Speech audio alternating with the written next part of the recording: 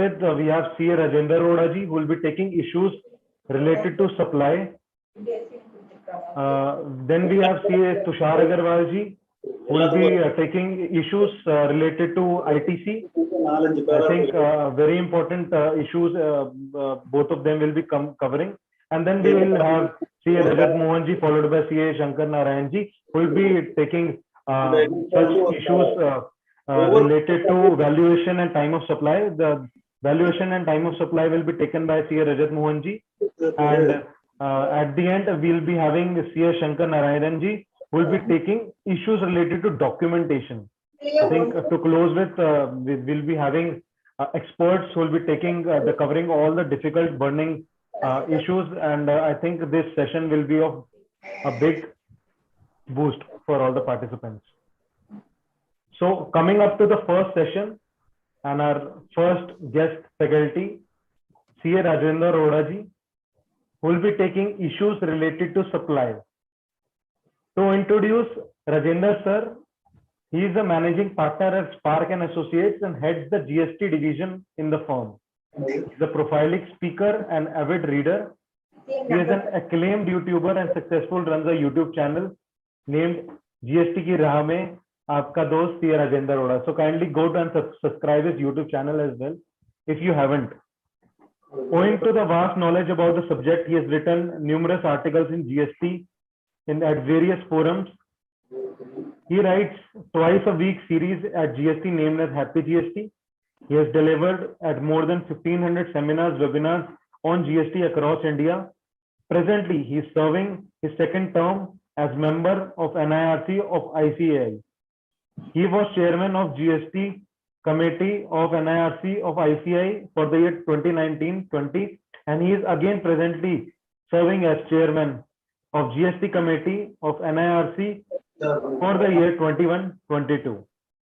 He has been secretary of NIRC in the year 17-18 and as treasurer at 18-19, and he has also held chairmanship of NICASA for 2 years. With this, I would like to invite CA Rajendra Arora ji to take this all important issues related to supply. Over to you, sir. Shubham, can we compulsorily mute all the... Wonderful, wonderful. Am I audible, Shubham? Yeah, great. At the outset, I would like to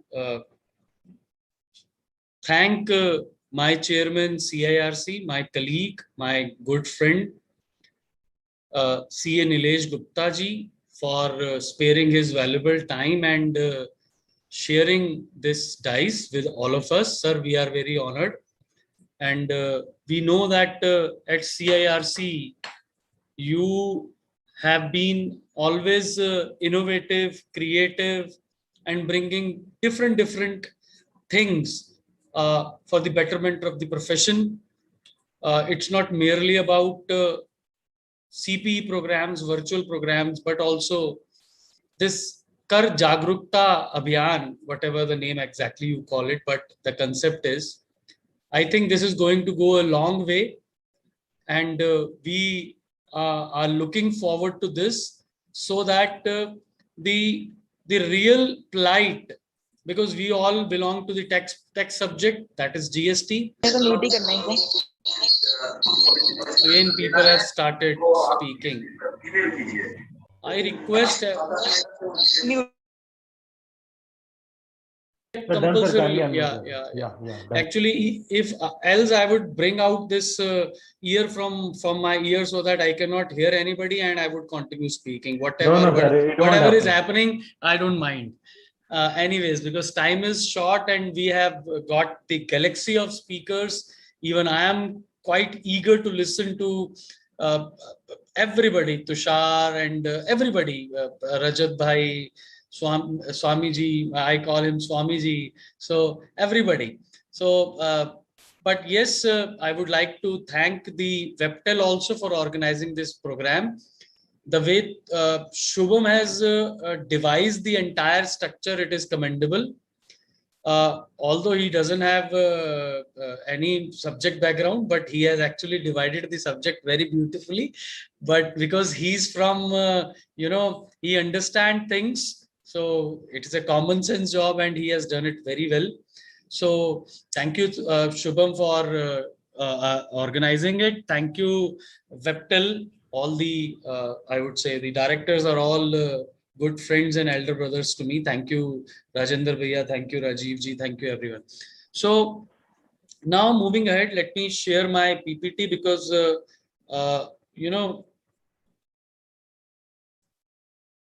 yeah, just a second. Friends, the topic which is being given to me, I would be supply under GST would be taking. These 4 issues are there. The 4th point would be covering 4 more points. So I have played a little smart. They asked me to cover 4 points. So I took first 3 points direct and the 4th point other point. So I covered more 4 points in the other point, the 4th point. Although Shubham was already aware of it, but I played a little smart. Anyways, I wanted to communicate more, but the time is a little less. But yes, we will touch base each and every issue which is there. First of all, some brief about the supply. My dear friends, what I want to bring home today for all of you is this first slide. To me, I would invite your attention, friends. To me, Govind Saran Ganga Saran by the Apex Court is the benchmark for understanding the entire structure of the fiscal statute. That is especially the indirect tax. Govind Saran Ganga Saran. I have not overburdened you with the PPT because I always believe that the presentation should be powerful, merely not PowerPoint.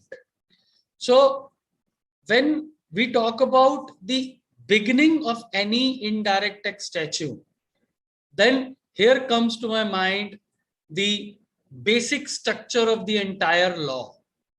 It starts with the levy, then it should have the taxable determination of the taxable person. It should have the value mechanism. It should have the rate prescribed. These are some of the basic pillars on which any indirect tax statute stands. And that is being beautifully devised, I would say, guided by the Honorable Apex Court in the case of Govind Saran Ganga Saran. And that is what I always take basis of. Now, because the topic is beginning, the program is beginning with the word supply. And supply encompass the very first activity. That is the very first activity in the entire exercise of this statute. Even we will talk about the input tax credit, we will talk about the valuation. But initially, whether a particular activity is a supply, because supply here, as we all know, now it is 49 months and today is the 6th day of the subject. So as we all know that the taxable event in the subject is supply. The basic event, the triggering event in the subject GST is supply. So we need to understand that more clearly, more accurately. My dear friends, this small equation actually guides us through with the entire curriculum of the word supply. When I say this equation, I have formed this equation myself, and I assure you that if any activity comes before you, and if you put that activity into this equation, listen to me very carefully because time is short, material is large, although of course subject itself is burning, the entire subject is burning. So every part of it is giving heat to all of us. We need to be careful. So of course it is a beginning, it is a early days of the subject, so it has to be like this only. Every new thing gets settled with the passage of time, with the development, various developments which take place with the help of the professionals and the various stakeholders. So when any activity comes before you, I request you to put that activity to the test of this equation. And this equation is something like that. It starts with the section 7. Section 7 has got 3 basic tests. If an activity is considered to be passing the test of supply under section 7, then add schedule 1. Schedule 1 talks about the activities which are considered to be supply even if made without consideration. So even if the 3 basic tests of supply do not get through in the first limb of the equation, then you have to check that whether your activity falls into schedule 1 or not. If it is, then put that activity into that particular segment. Then reduce this from this equation, schedule 3. Schedule 3 are the negative list. Likewise, earlier it used to be in service tax, the mega exemption. Schedule 3 talks about eight entries in schedule 3, which are neither to be considered as supply nor goods. So if something is neither supply nor goods, would not be subject matter of the subject. Now, minus section 11. Section 11 is something which gives power to the government to exempt any goods or services from either wholly from tax or partially from tax. So section 11 has got majorly 2 notifications issued under it. Otherwise, it has got many other notifications. Section 11, 1, 2, 3. Of course, exemption itself is one of my favorite subject. I always say before, let me give you one small coffee bean in between the 2 fragrances. I always say this. Those who must have listened me earlier must be knowing what is coffee bean for me. My dear friends, to me, in this subject, the ideal situation would be that every activity should be taxed and every input tax credit in this B2B scenario is allowable as input tax credit. Every inward supply which has got input tax credit is available to me under B2B scenario. And every activity which I provide, which I make, which I do is taxable. To me, that is the ideal scenario. But of course, for working the government in a federal structure or a mixed kind of an economy wherein socialist as well as capitalist measures are, or even some populist measures are required to be passed for the benefit of the common masses. So section 11 is there for the purpose, doing that particular purpose. Section 11 has got 2 major notifications, my dear friends. One is notification 2/17 and another is notification 12/17 CTR, central tax rate. 2/17 talks about the exempted goods, 12/17 talks about exempted services. So if you have any activity, you put this activity into this equation. If that activity is not stricken off, it is not strike off from this particular equation and comes out as a remainder, then my dear friends, if any activity comes out as a remainder from this equation, then that activity shall be a supply as well as taxable. So please apply this equation. You would find 99% accuracy with this equation. I'm not going into these 8 tangents of supply. That supply includes all forms of supply of goods or services such as. So these are merely examples of forms of supply: sale, transfer, barter, rental, license, exchange. I'm not going into these details. Okay.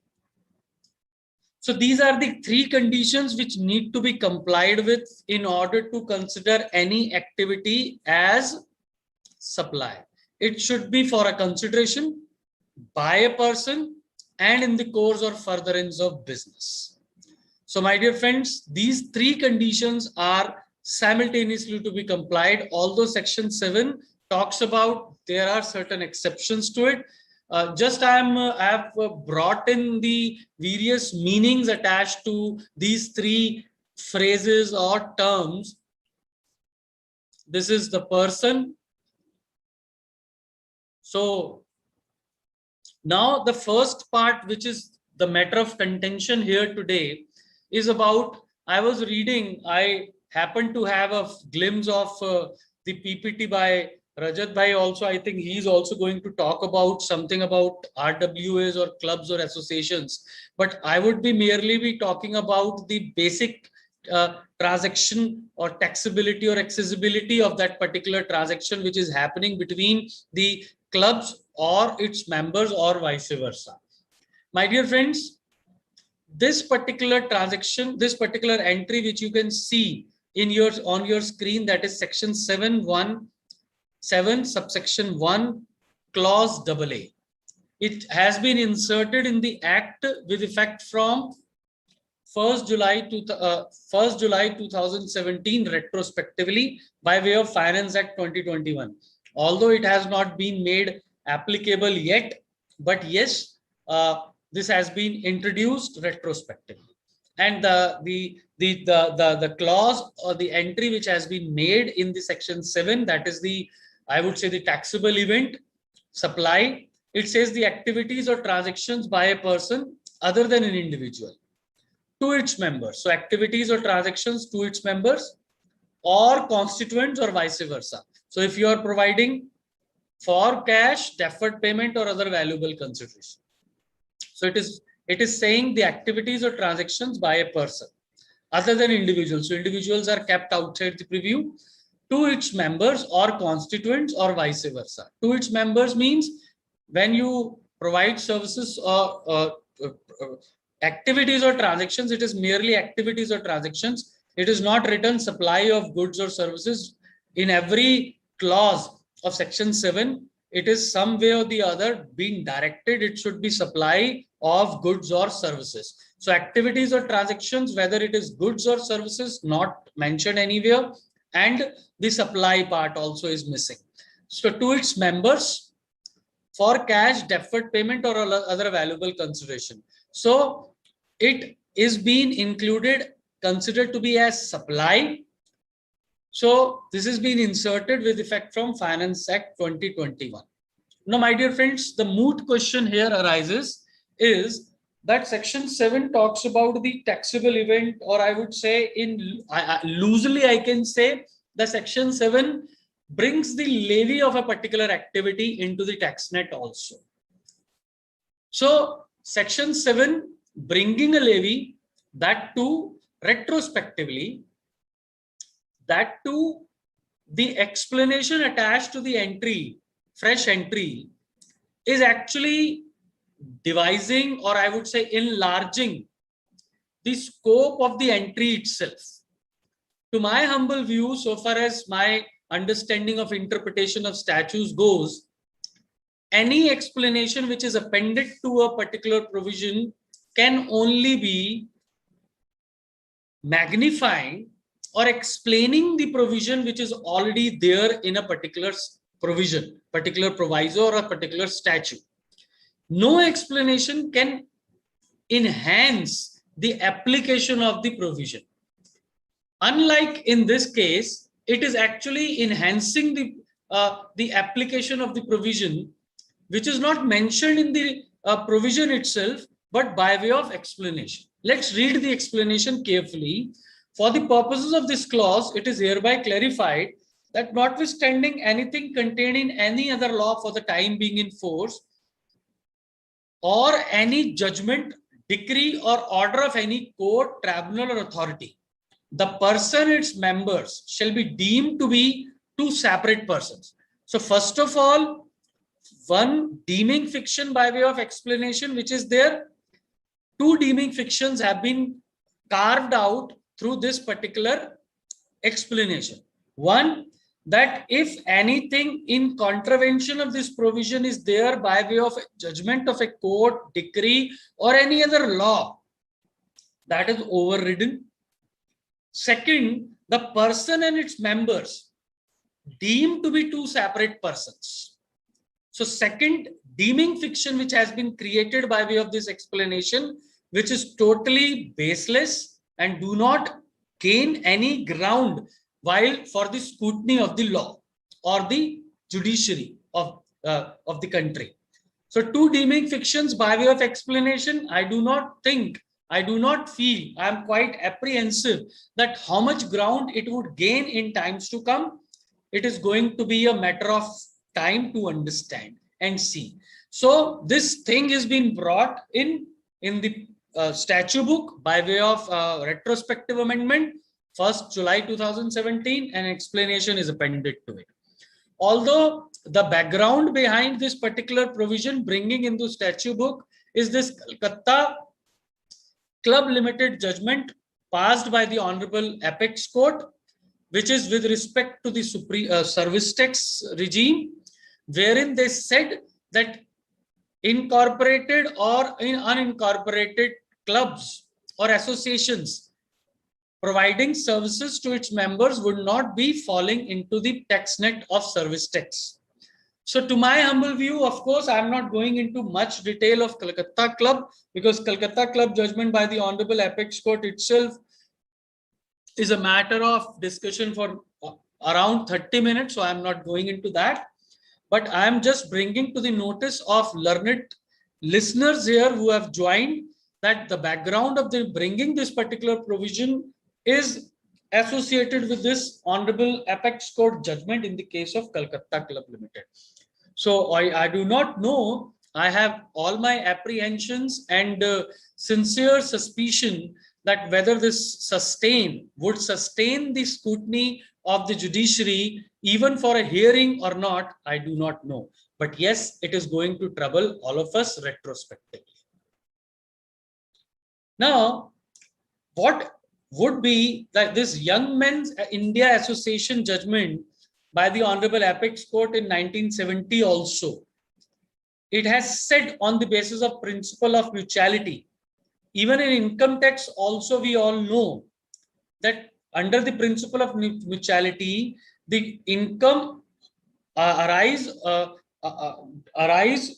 to the clubs or the associations who are working for the mutual help or thrift is not subject to tax, unlike in GST, which is being brought in. So this in value added tax regime also, this Supreme Court judgment in case of Young Men's India Association, the Honorable Apex Court has kept that the transactions made between the members would not be regarded as a sale and would not be subject to sales tax also. So here, if consideration is received, 3 tests, we would apply in every transaction these 3 tests only. If consideration is received but supply is not made in the course or furtherance of business, no supply. So here consideration is received, but there is no activity, although a little confusion which because I only think I may not be, because this is going to be, going to be tested by the touchstone of the wisdom of the judiciary. But to my humble view, the only savior to the government may be that the word which is said by a person in the section 7(1) itself, by a person. Unlike the service tax, which used to say that from a person, by a person to another person. So that phrase is missing in this GST. Otherwise, to my humble view, one cannot earn from himself. But yes, the transactions under GST or under any indirect tax statute is taxed on a different footing. But yes, the way it has been brought certainly would not stand much. Of course, it will not stand for a long time.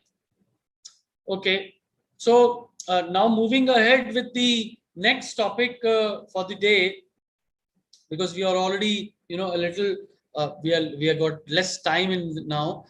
Friends, Schedule 2 talks about the activities which are neither to be the activities which are either considered to be goods or services. So Schedule 2, as we all know, post 1st February 2019, categorically has become merely a classification tool dividing activities in goods or services. So has nothing, not much relevance. But yes, Schedule 2 is got an entry number 5, subpara clause E.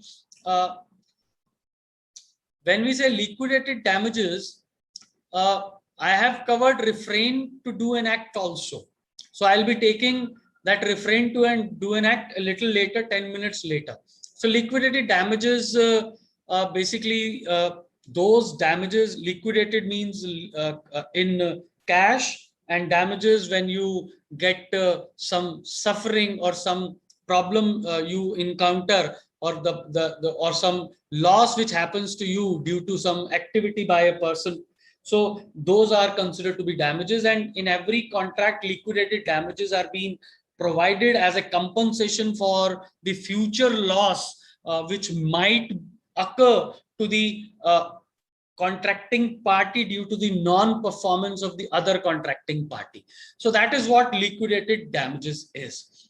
Here the intention is not only to deter, the only intention to have liquidated damages is to create a deterrent, is to create a barrier for the contracting parties not to breach the contract. There is no intent to have a liquidated damages in every contract act. If you do not supply goods up to this date, then you will be charging 5,000 rupees a daily penalty for your delay. So the intention here is not to basically receive that daily penalty of 5,000 rupees, but to create a deterrent so as to have a timely delivery of goods. That is the only intent. So even if there is a consideration which is flowing from one person to another, but there is no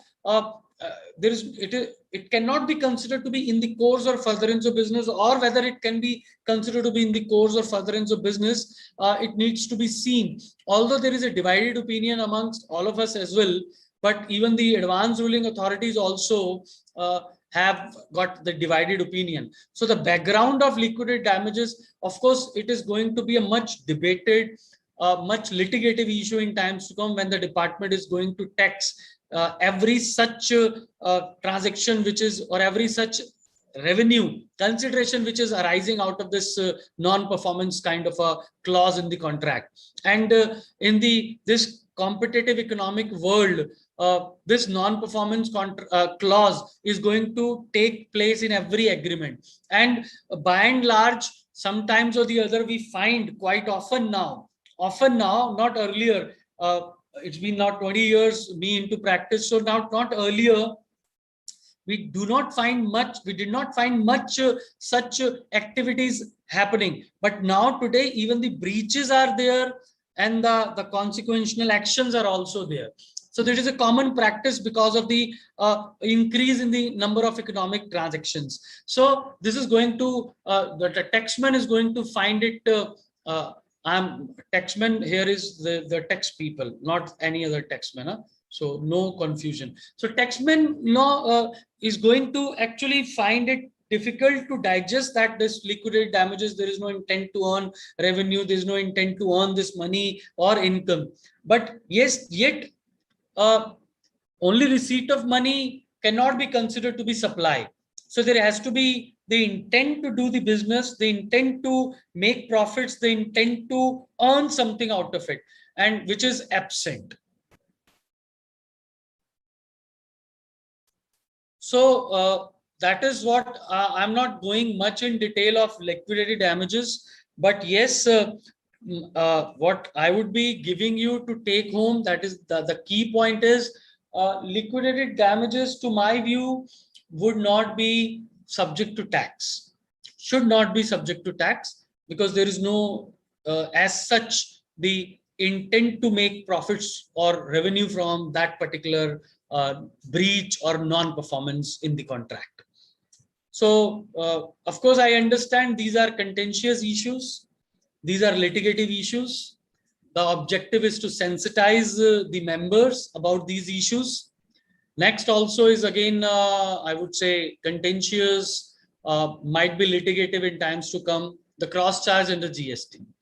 Friends, in today's economic environment, the sizes of the organizations are fairly increased now, and so as the resources are scattered, so as the organizations have to create various structures to have the cost benefits, to have the control purposes, to create a profit centers, to for other locational business compulsions also, for the purpose of doing business, they have to create multi-locational units.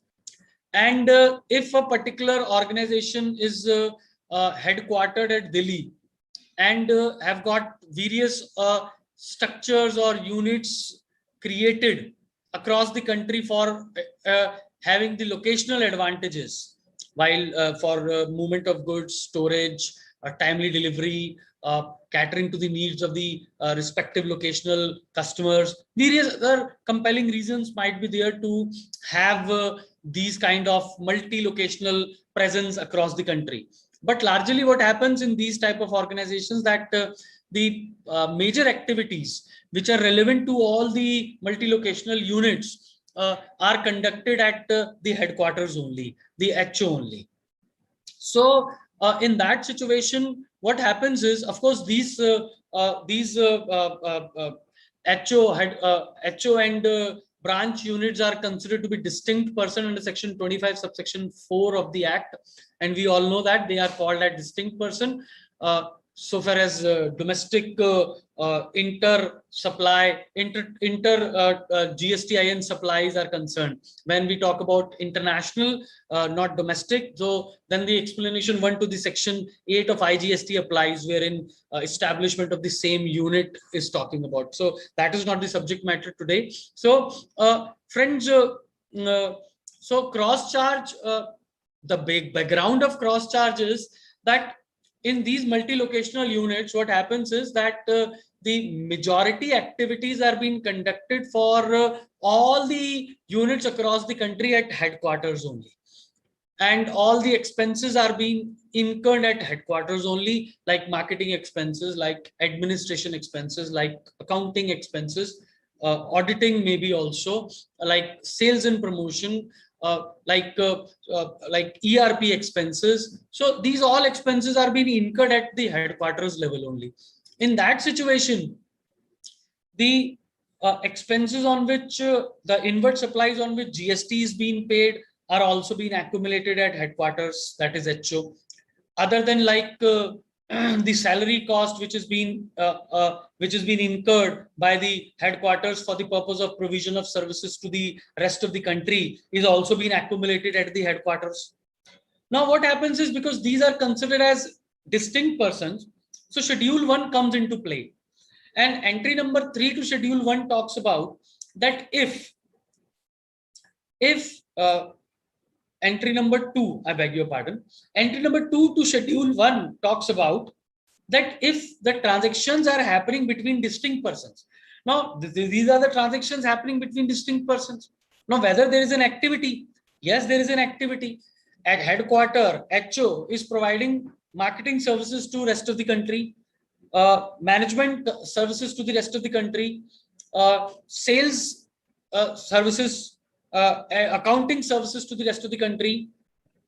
Likewise, many other. Likewise, you know, the directors, the board is also sitting at the headquarters. So the salary belonging to the board also, which is taking decision not only for the headquarters, but for the rest of the country is also taking place at headquarters only. The salary is accumulated.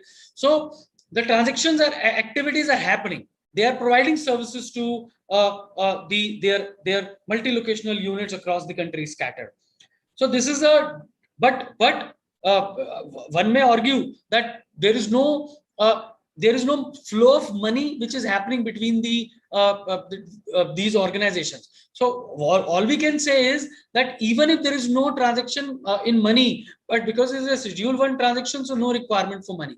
So cross charge happens for these 2 things. Like one is your accumulated salary cost, and another is accumulated inward supplies, which is received for the provision of services to the rest of the country. even goods are already directly appropriated to the respective locations where the goods are consumed. Sometimes the mistake is also happened ki the goods are being procured at some different location in the country, but the invoice is being raised to the headquarters. That is a wrong treatment, wrong proposition. So you should not do that.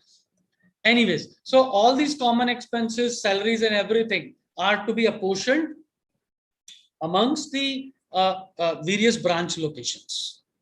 Now, there could be any what you call that any basis to apportion the that particular accumulated expenses. Expenses are divided into two segments. One is the salary part or the expenses on which GST is not paid, and another is GST is paid. So even this particular purpose can be addressed by creating an ISD also. But if not, then the entire cost is accumulated at the headquarters, and then headquarters, according to the any sensible basis, any satisfactory basis, divide the entire cost along with the tax to the rest of the country. So that is what the cross charge is, which is not largely happening today in the country. Friends, I would like to just share one more thought of mine. I'm leaving this thing for you. One more thought of mine, that 49 months are already passed in the subject.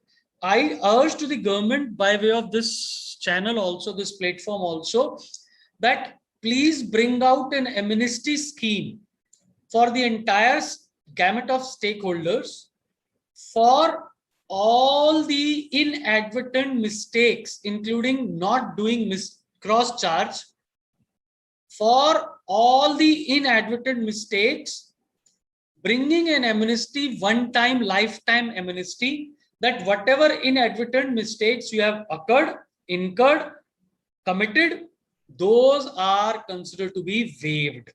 One-time amnesty in the history of GST. 5 years, 6 years you may take, even for this is the 5th year running of the subject, you may bring that amnesty once, and please get this mental pressure or trauma from the minds of the business, from the taxpayers, that what would happen because we have done this mistake inadvertently. Although there might be, like in case of cross charge also, there is no much a problem of revenue also. This is a revenue neutral. If I would be charging to my recipient here outside my headquarter location, he would be taking, the organization would be taking the credit also. This is a revenue neutral.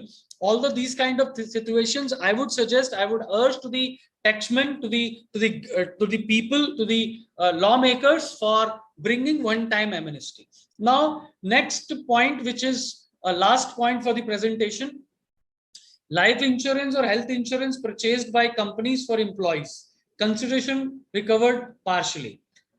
Schedule 3 talks about entry number 1, any activities between or the services provided by the employees to the employer, that is considered to be employer-employee relationship outside the purview of GST, neither considered as goods or services. But when, as an employer, I provide services, because in a way, when I obtain life insurance or health insurance of an employee and partially recover the premium paid by the employer from the employee, then would it be considered to be supply? I think there is some net issue. I think. Am I audible? Everything okay? Can anybody come up and confirm me? Everything is fine, sir. Perfect. Thank you very much. So, when it is recovered from the employees, it is nothing written. What about the services provided by the employers to the employees? There are two divergent views given by advanced ruling authorities. In case of Caltech Polymers, it says it is a taxable supply, whatever is recovered by the employer from the employees. In case of Tata Motors, it says no, it is not a taxable supply. And we also have a feeling that Section 7 covers only employer to employee and silent on the employer to employee. It is provided during the course of employment to the employees. And press release of 10th July also clarifies that employer-employee relationship only covers under the employer-employee relationship covers only the tax outside the tax net. So this is the second limb. We are almost on the verge of completion now. Friends, refrain to do an act, as I was referring para 5 clause E of schedule 2, wherein it says when I ask you to do something or not to do something, refrain from doing an act. It is refrain from doing an act is not connected with liquidated damages. They are two different things. So when it is a refrain from doing an act, so tolerance of a non-performance, it is desired income or result of a contract. There needs to be consensus or a clear agreement to tolerate or to entering a contract, agreeing to tolerate a situation. This also would be, of course, this in the Maharashtra State Power Generation, it is considered that liquidated damages are viewed as consideration for act of tolerance of non-performance. To my view, it is not linked with non-performance. Tolerance, refrain to do an act. So it is something which is sometimes been discussed interchangeably, but to my mind, it is not. So what I wanted to bring home was that this refrain to do an act also, if it passed the test of supply independently, merely falling in schedule 2 entry 5E does not make any transaction as supply. It has to pass the test of supply. Then only it would be supply and consequently taxable. Last two limbs, last two slides. When we talk about second-hand goods, my dear friends, there are basically, if you are purchasing from registered person, if you are purchasing from unregistered person, then you may be purchasing from dealers or maybe purchasing from independent persons. The question here is that minor processing is allowed only if the nature of goods changed, then the provisions which we are going to discuss would not apply. So first of all, it applies to margin scheme notification 8/2018 applies to vehicles only. So this has been explained by way of this flow chart. If it is applicable when no ITC in GST, SENVET, ITC in VAT is taken. Applicable only in case of motor vehicle. Valuation process is already given. Supplier not to issue tax invoice and recipient not to claim ITC. Applicable rule is 32 sub rule 5, where it is talking about the sale of second-hand goods only. It is also a press release. There is a press release of 15 July, which is clarifying the issue. And there is a notification of 10/17 CTR issued on 20th June 2017, which says no RCM in case of second-hand goods if bought from URP.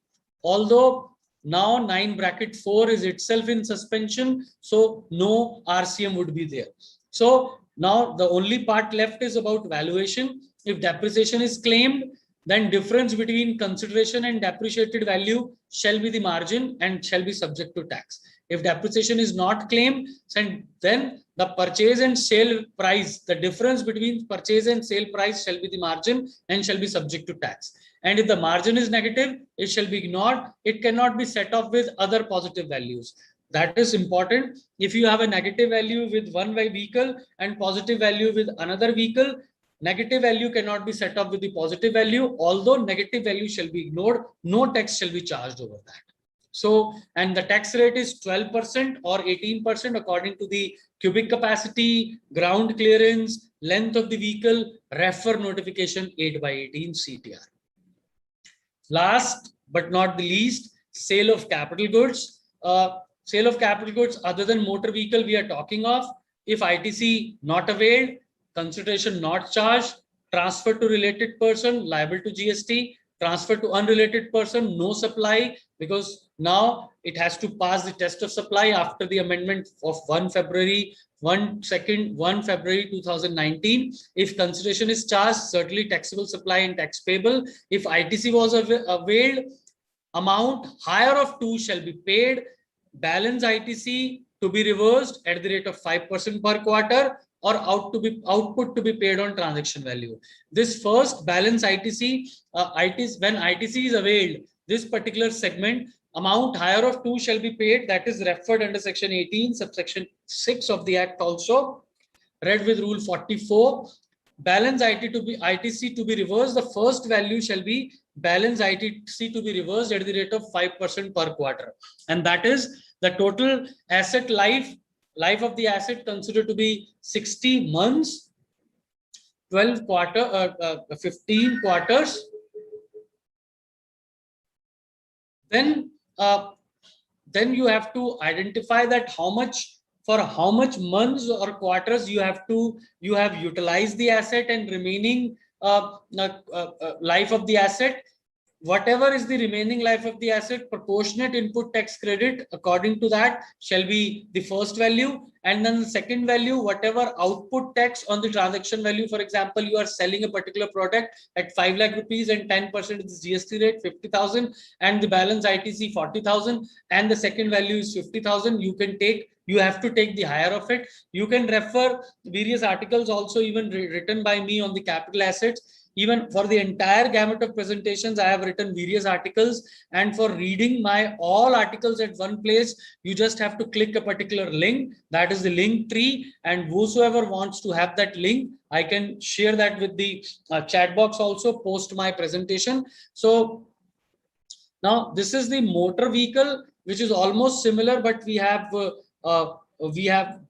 consolidated the entire proposition in one slide. And I would like to thank the organizers for giving me this opportunity, for sharing my little understanding about the subject.